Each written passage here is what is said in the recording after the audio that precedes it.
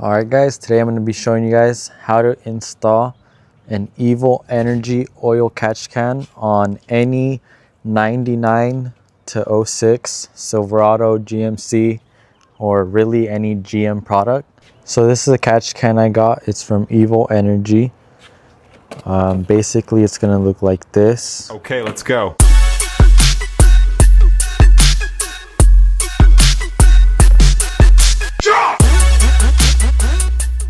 Alright, so opening up the box, as you guys can see, this is what you're going to get in the kit. You get some hose clamps. This is the hose that they sent. And then obviously the oil catch can, some steel wool, which I believe goes inside the catch can. It comes with a little air filter. I'm not sure if I'm going to be running this. From videos I've seen, some people say they have problems while using this little vent. So we might just run it with the cap. Of course, it also comes with this bracket. So let's go ahead and start modifying this to fit our application. It is going to be different for everyone, but this is just how I'm going to do it. Okay, so I am going to be throwing this catch can right here on the alternator bracket.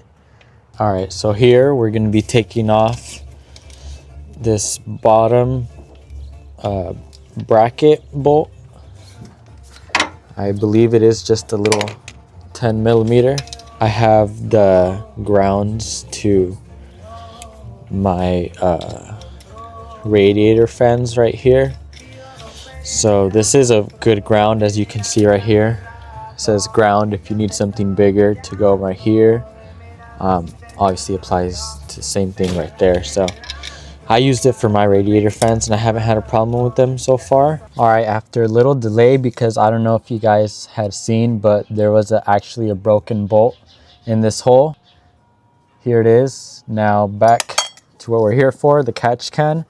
So I already mounted it with the provided hardware. So it comes with these little Allen bolts and these 8 millimeter nuts. And basically what I'm going to do now is unscrew the catch can itself. So as you can see, this is what it looks like inside. This is the top. So we're going to take this and set it aside and then use our bolt and washer.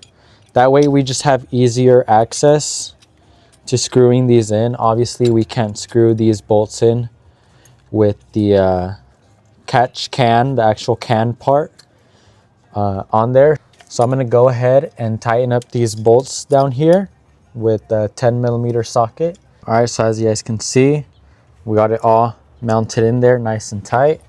Now over here we have our catch can that we are going to be slipping in there. So Evil Energy sends you out this little bundle of steel wool, and what you want to do is grab this little filter that goes behind this bolt, stuff it with steel wool. Just grab a little pinch of it and then stuff it inside of here. So I'll show you guys once that's done and once we're ready to reinstall this. This is basically like the filter for all the oil. So basically you just get a little handful like this in there, put these last little strings in, and then you just screw it back on the bottom of this. So there we go. Now I'm pretty sure we could throw this back on and then get to running our lines. All right, now let's go ahead and get the actual can tightened on.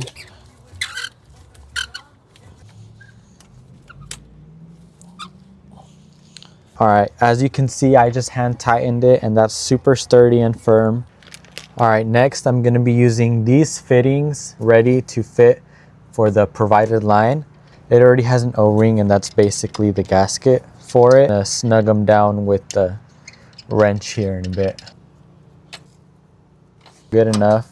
You don't want to tear the O-rings because you will have a leak. Okay, so back to this vent. So this actually screws onto this Allen head right here. From what I've seen in videos is that these can actually cause a vacuum leak when you install them. So I personally will not be running this. I feel like my truck already has a slight vacuum leak as is with the supercharger and the intake and it just being old. I will not be running this. You guys can if you want. All right, basically we're gonna be taking off this hose right here. As you can see, it runs down this way. So we're gonna be taking this off and plugging in the hose that is provided with the Evil Energy Kit. So this is gonna be different in my application because obviously my truck is supercharged.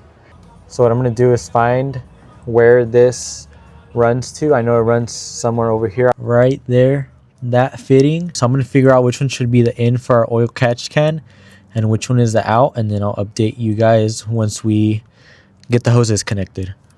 Okay, so as I had mentioned, I thought I had a vacuum leak. Well, this was probably it.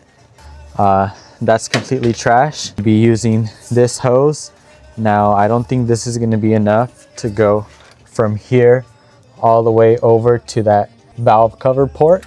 So I'm gonna be going to the store real quick to get some more of this hose. All right, guys, so now we are ready to start plumbing everything. And what that means is basically getting our hoses ran from the intake to the catch can and from the valve cover to the catch can. Out port is gonna go to the intake and the in port is gonna go to the valve cover.